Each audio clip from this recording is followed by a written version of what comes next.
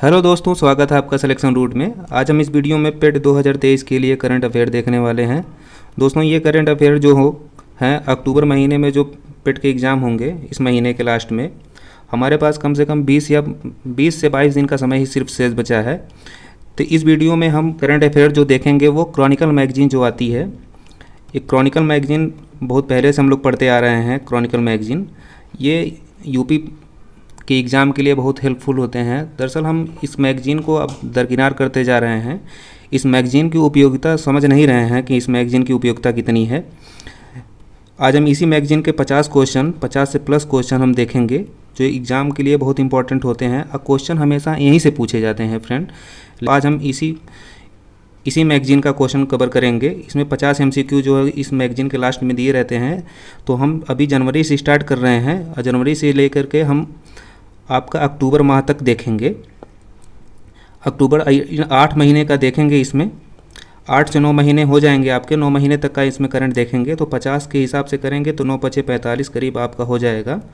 450 question हो जाएंगे। इन्हीं 450 क्वेश्चनों में से आपका 10 क्वेश्चन बड़े आसानी से मिल जाएगा। ठीक है फ्रेंड, तो आइए हम इस वीडियो को शुरू करते हैं। और ये मैगज़ीन को आप हल्के में मत लीजिएगा। ये मैगज़ीन काफ़ी हेल्पफुल है, चाहे वो UP PCS का एग्ज़ाम हो, ठीक है, और उसके बाद चाहे आपका UP SSC का एग्ज़ाम हो, ये हमेशा अपना स्थान बना के रखी है। चलिए वीडियो शुरू करते हैं। पहला क्वेश्चन है कि वंचित लड़कियों को सक्षम और आत्मनिर्भर बनाने के लिए किस राज्य सरकार ने समग्र शिक्षा अभियान शुरू किया है? तो ये समग्र शिक्षा अभियान जो है ये योजना शुरू की है उत्तर प्रदेश सरकार ने। उत्तर प्रदेश के बारे में आपको बता दें तो उत्तर प्रदेश का जो दुधवा नेशनल पार्क है ये जो है लखीमपुर खीरी में है और ये लेपर्ड कैट का सबसे बड़ा केंद्र बन गया है। तो इसको आप लोग ध्यान रखिएगा। उत्तर प्रदेश का जो दुधवा नेशनल पार्क है लेपर्ड कैट का ये सबसे बड़ा केंद्र बन गया है। ठीक है दोस्तों, तो अपना अगला प्रश्न देखते हैं। अब यहीं पे आप बात कर लेते हैं कि उत्तर प्रदेश की लोकसभा सीट, तो लोकसभा सीट 80 है और राज्यसभा सीट आपकी 31 है। वहीं बिहार की अगर लोकसभा सीट की बात करेंगे हम तो लोकसभा सीट बिहार की 40 है और जबकि राज्यसभा सीट 16 है। ये पेट के एग्ज़ाम में बहुत पूछे जाते हैं तो इसको आप ध्यान रखिएगा।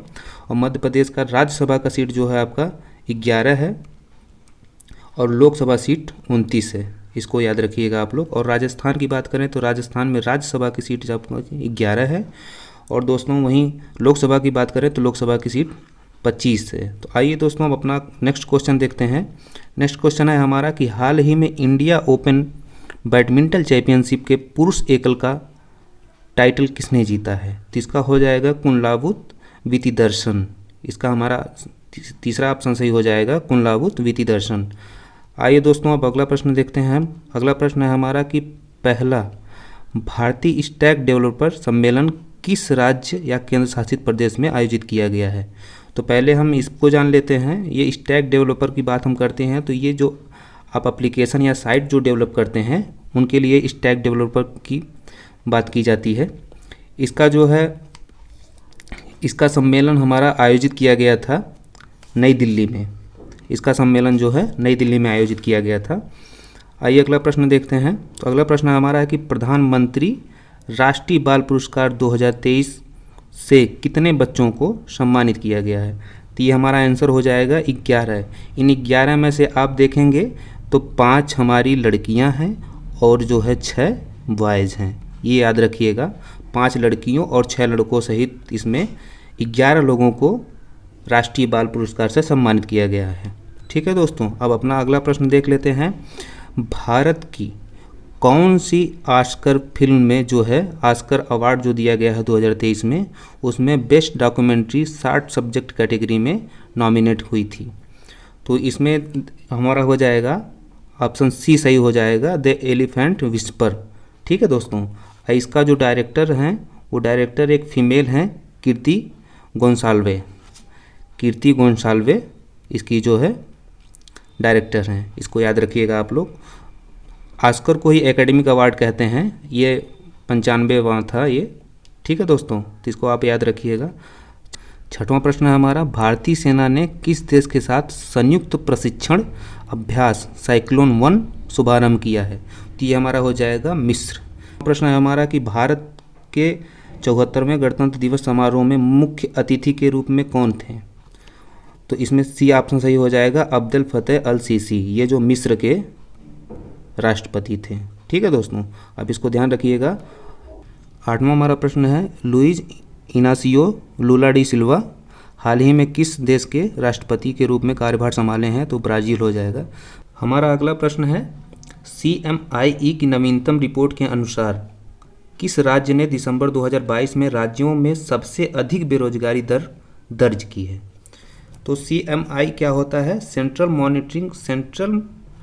For monitoring India economy report. ये जो है प्राइवेट लिमिटेड एक संस्था है जो बेरोजगारी मापती है। तो इसने दर्ज किया है किसमें बेरोजगारी दर सबसे अधिक है? तो ये हमारा ऑप्शन हो जाएगा हरियाणा। तो हमारा अगला प्रश्न है, प्रवासी भारतीय सम्मान पुरस्कार से सम्मानित मोहम्मद इरफान अली किस देश के राष्ट्रपति हैं? तो ये हमारा हो जाएगा, इसका सही ऑप्शन हो जाएगा गुयाना के। गुयाना की राजधानी हो जाएगी जॉर्जटाउन, और जो है सूरीनाम की राजधानी हो जाएगी पैरामीरेबो हो जाएगी। मॉरिशस की हो जाएगी आपकी पोर्ट लुइस मॉरिशस, और उसके बाद ये मालदीव की हो जाएगी माले। मालदीव हमारा जो है हिंद महासागर में पड़ता है, और मालदीव और उसके बीच में क्या बोलते हैं, मिनिकॉय। मालदीव एंड मिनिकॉय के बीच में 8 डिग्री चैनल है। ठीक है दोस्तों, इसके बाद 9 डिग्री हो जाएगा आपका लक्षद्वीप के बीच में। ठीक है, तो आप इसको याद रखिएगा, ये क्वेश्चन बहुत पूछता है। तो हमारा अगला प्रश्न हो जाएगा 2023 के लिए भारत से कृषि और प्रसंस्कृत खाद्य उत्पादों का लक्ष्य कितना है? तो इसको याद रखिएगा, ये जो डाटा है 23.56 बिलियन अमेरिकी डॉलर है। तो इसको याद रखिएगा, कृषि और प्रसंस्कृत खाद्य उत्पादों का लक्ष्य कितना है? 23.56 बिलियन अमेरिकी डॉलर। हमारा अगला प्रश्न हो जाएगा दोस्तों, तमिलनाडु सरकार ने कितने रुपए की लागत से राजकीय पशु नीलगिरी ताहर के संरक्षण के आदेश दिए हैं? तो तमिलनाडु का राजकीय पशु क्या हो जाएगा? नीलगिरी ताहर।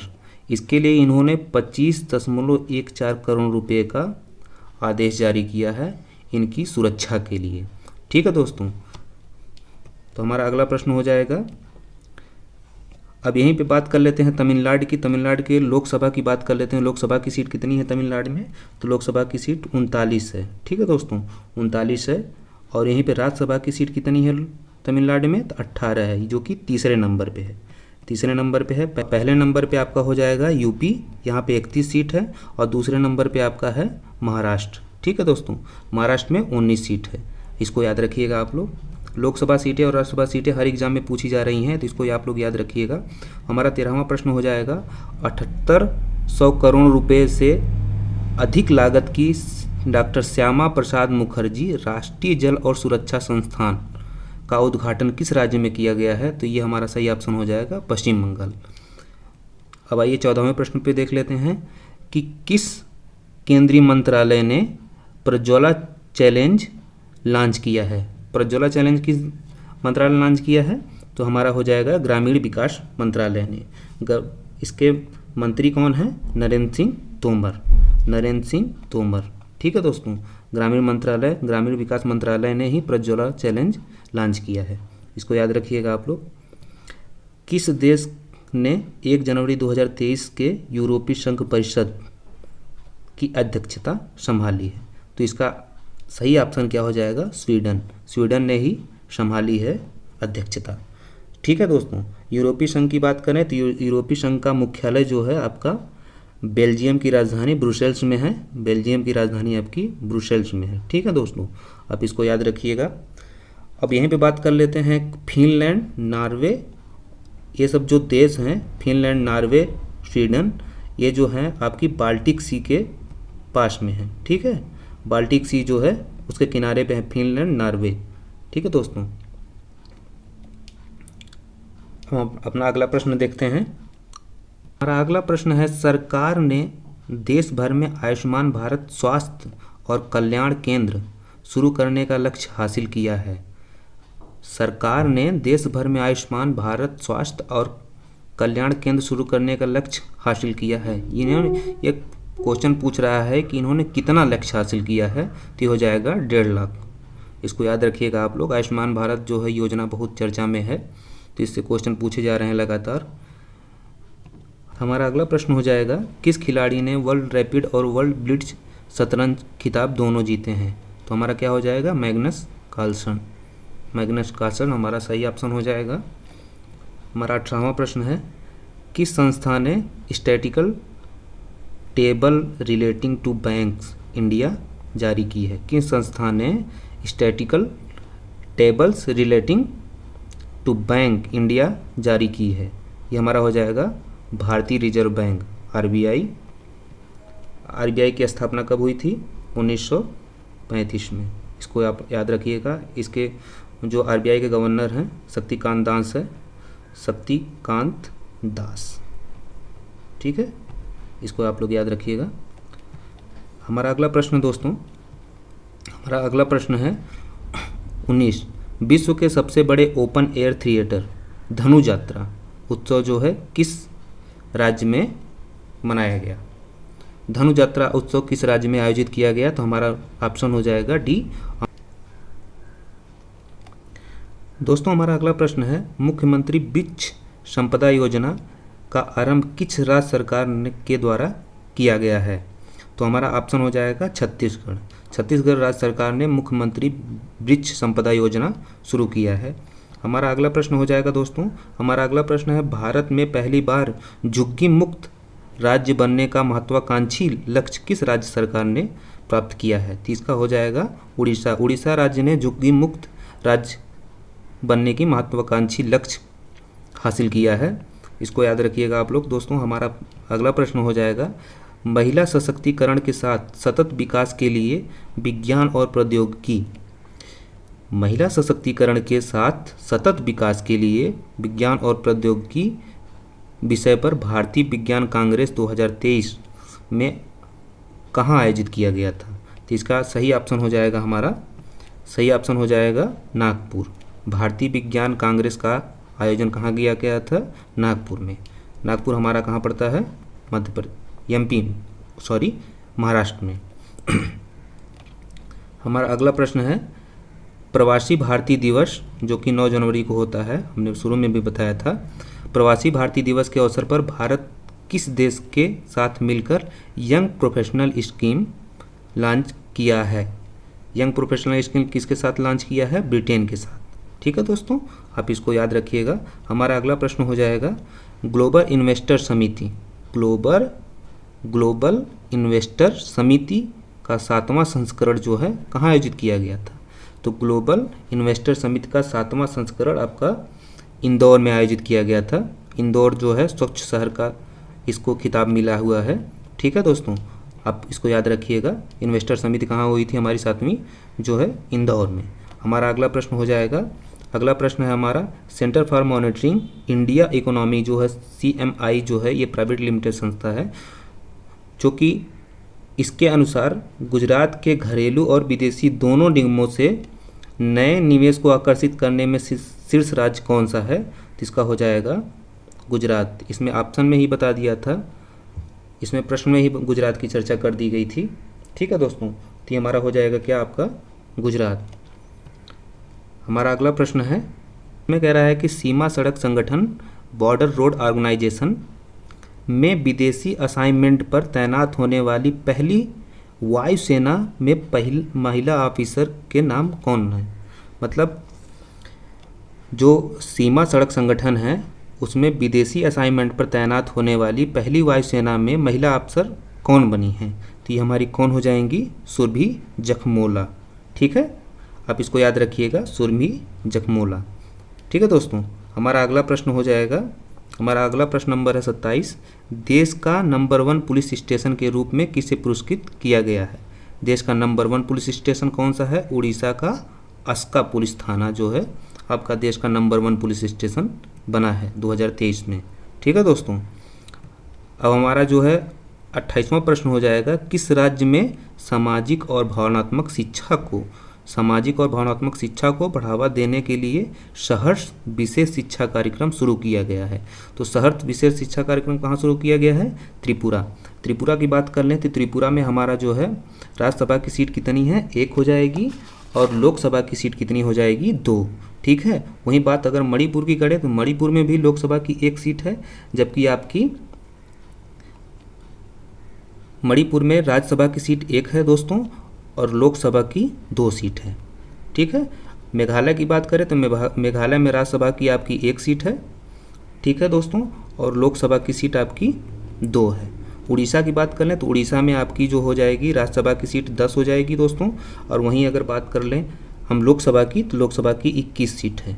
ठीक है, आप इसको याद रखिएगा, ये प्रश्न बहुत पूछे जा रहे हैं और इसको बार बार रिवाइज करेंगे तभी ये याद होगा। ये इसका एक वीडियो हमारे यूट्यूब चैनल पे पड़ा हुआ है दोस्तों, आप चाहें तो जाके इसमें देख सकते हैं। राज्यसभा सीटों का दिया है और लोकसभा सीटों का हमारे जो है चैनल पे वीडियो पड़ा हुआ है। आप 5-5, 10-10 मिनट का वीडियो है, आप इसको बड़े आसानी से याद कर लेंगे दोस्तों, और इसमें कभी कोई प्रॉब्लम आपको नहीं होगी। हमारा अगला प्रश्न है प्रश्न नंबर 29। ऑनलाइन गेमिंग में भारत का पहला उत्कृष्टता केंद्र कहाँ पे स्थापित किया गया है? तो ये क्या हो जाएगी, मेघालय की राजधानी शिलांग में। शिलांग में आपका ऑनलाइन गेमिंग का उत्कृष्टता केंद्र जो है स्थापित किया गया है दोस्तों।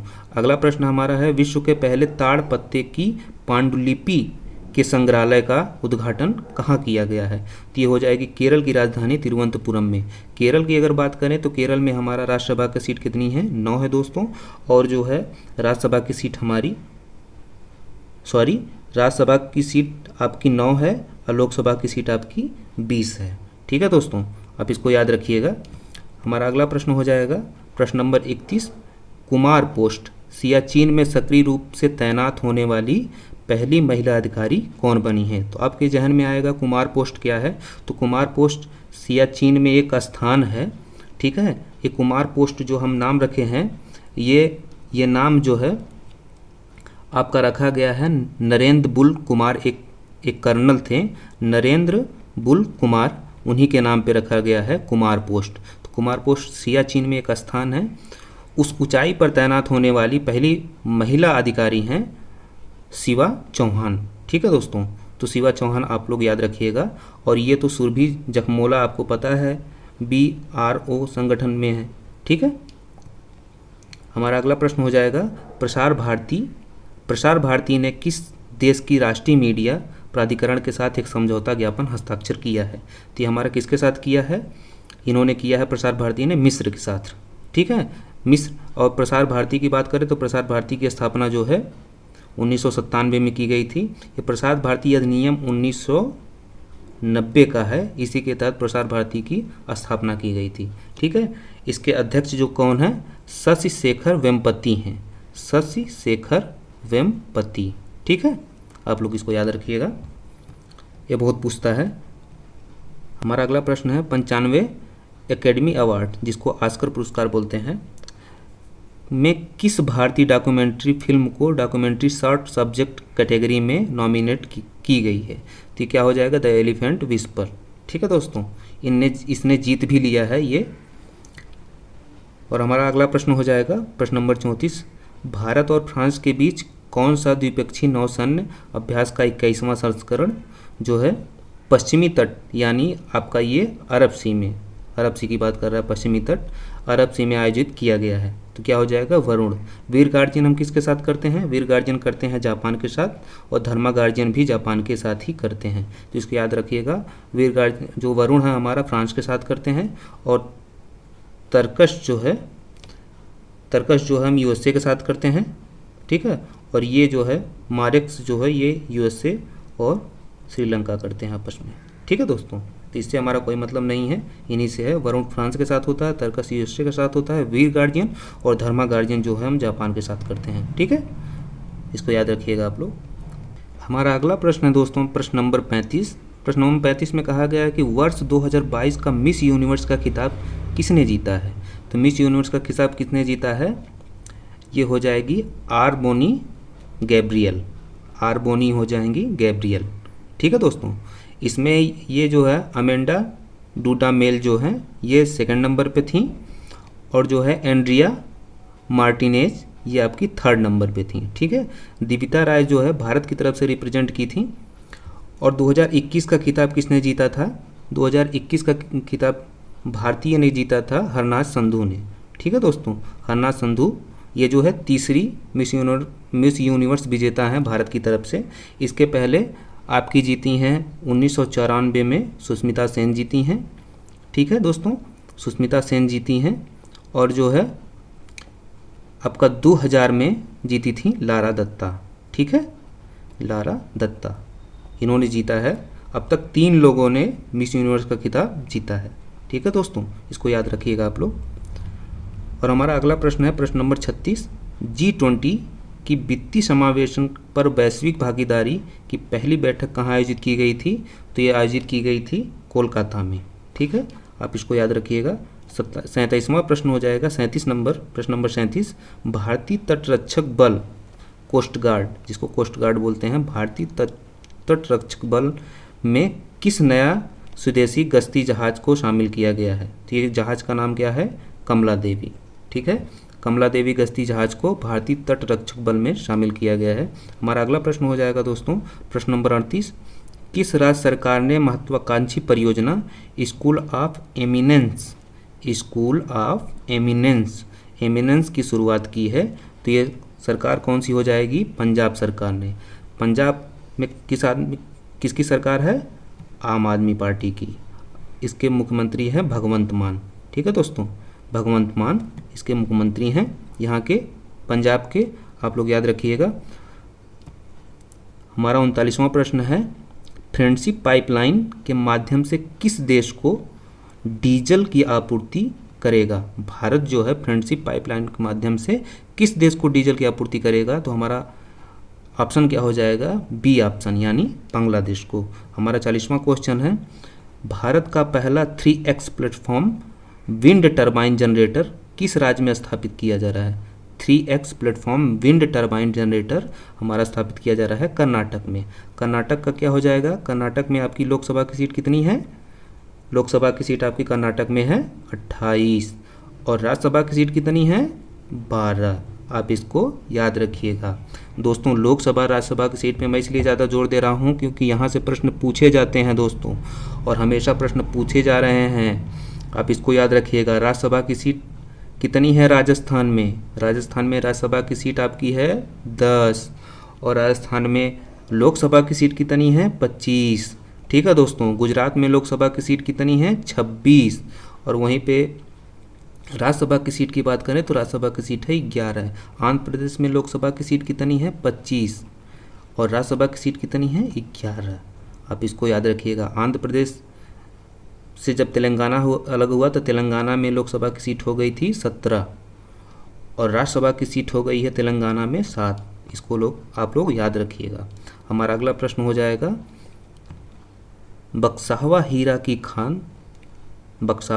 की खान किस राज्य में अवस्थित है? तो भारत में सबसे बड़ी अगर हीरे की खान कहीं है तो वो है मध्य प्रदेश में पन्ना। ठीक है, और आपकी जो है बक्सावा हीरा की खदान यहीं पे स्थित है। और देखिएगा विश्व में जो है साउथ अफ्रीका में हो जाएगा आपका। ठीक है, किम्बरले की खान वहीं पे एक है, किम्बरले, आप उसको याद रखिएगा, एकदम साउथ अफ्रीका में है लास्ट में।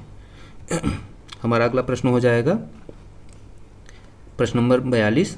सर्वोच्च न्यायालय ने किस राज्य की महिलाओं को आयकर से छूट देने से इनकार करने वाले आयकर के प्रावधान को रद्द कर दिया है?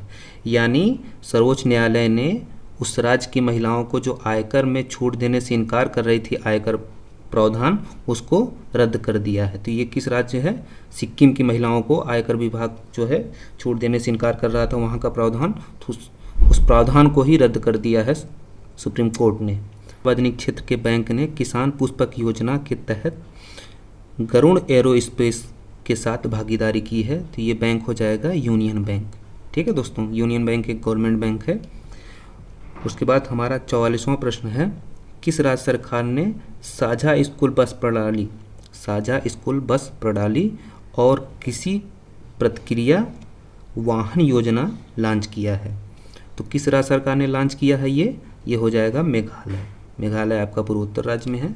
ठीक है, आप लोग इसको याद रखिएगा। हमारा अगला प्रश्न है किस संस्थान ने ABPM जय के तहत अस्पताल प्रदर्शन को मापने और ग्रेड देने के लिए एक नई प्रणाली शुरुआत की है। तो ABPMJ योजना क्या है? ये हो जाएगा आयुष्मान भारत प्रधानमंत्री जन धन योजना। ठीक है दोस्तों, ये कब शुरू हुई थी? ये योजना 2018 में रांची से 14 तारीख को शुरू की गई थी। ये योजना 2018 में रांची से 14 तारीख को शुरू गई थी, यानी अंबेडकर जयंती के दिन। ठीक है दोस्तों, और इस पूरे भारत में कब से लागू हुई? 19 सितंबर से ये पूरे भारत में लागू की गई थी। इस योजना का आरंभ 2018 में रांची से हुआ था, जबकि पूरे देश में उसी साल 2018 में 19 से ये लागू की गई थी।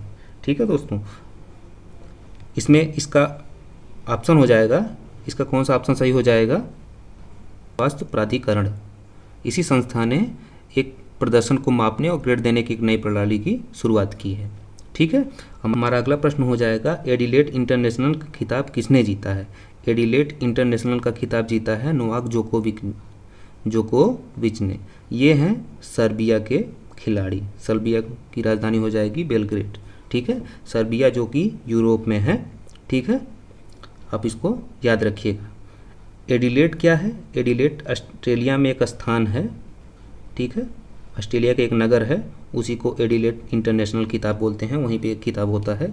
ठीक है, और हमारा अगला प्रश्न हो जाएगा, जापान के साथ पारंपरिक पहुंच समझौता करने वाला पहला यूरोपीय देश कौन बन गया है? तो जापान के साथ पारंपरिक पहुंच समझौता करने वाला यूरोपीय देश कौन बन गया है? तो ब्रिटेन बन गया है। हमारा 48वां प्रश्न है, 2023 में रणजी ट्रॉफी मुकाबले में 13 शतक किसने लगाया? तो ये लगाया है पृथ्वी शॉ ने।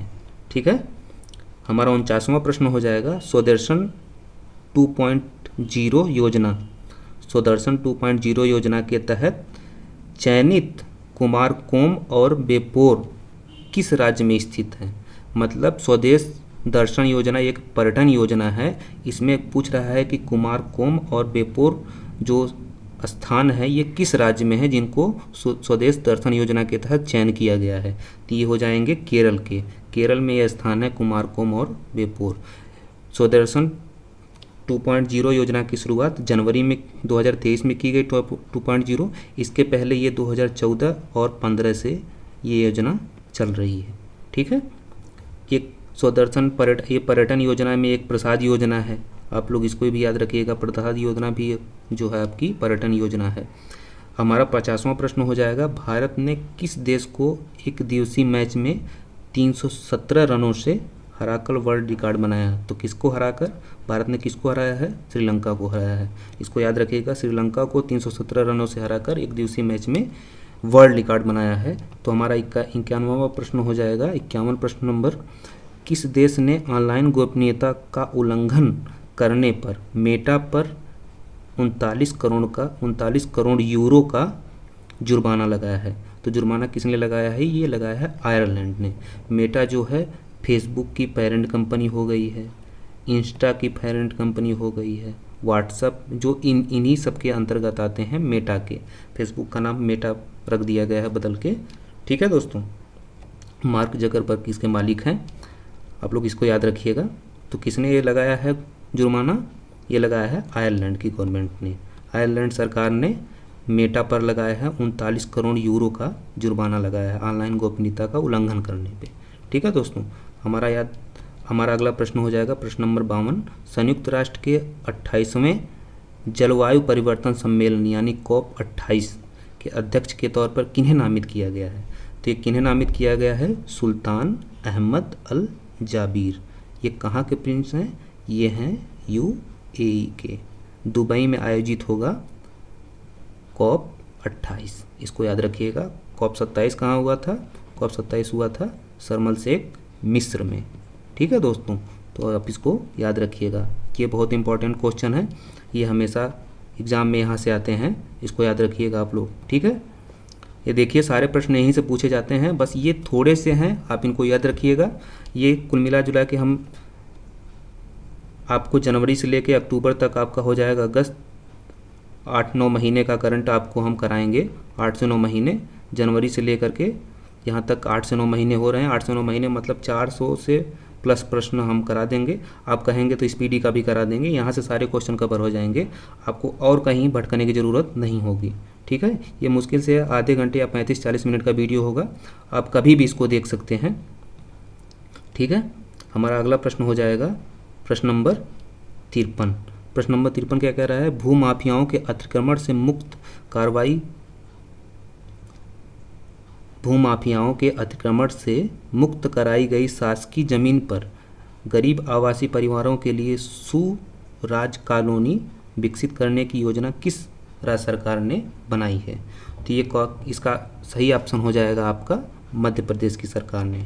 मध्य प्रदेश की सरकार ने भूमाफियाओं के अतिक्रमण से मुक्त कराई गई शासकीय जमीन पर गरीबों के लिए एक सुराज कॉलोनी विकसित करने की योजना बनाई है मध्य प्रदेश सरकार ने। हमारा 54वां प्रश्न हो जाएगा प्रश्न नंबर 54।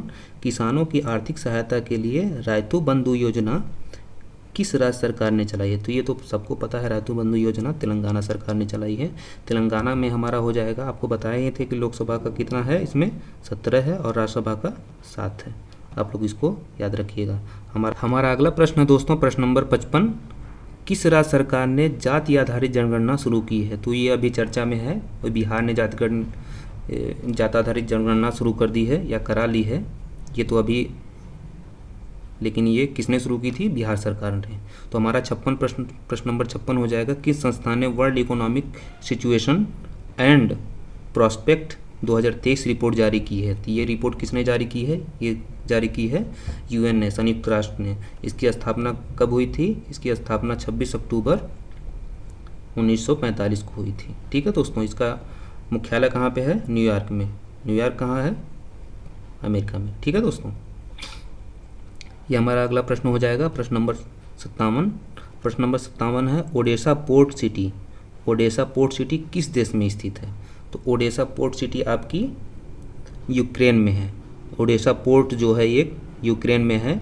यूक्रेन ये चर्चा में क्यों है कि ये यूक्रेन और रूस वार जो हुआ है उसमें ये चर्चा में है। ये जो है आपका ब्लैक सी के आसपास में है, ब्लैक सी के एकदम बॉर्डर पे है। ये ब्लैक सी हमारा बनेगा तो यहीं पे है। यहाँ पे यूक्रेन है, रोमानिया है, वो जो है पोलैंड है। ठीक है, आप इसको याद रखिएगा।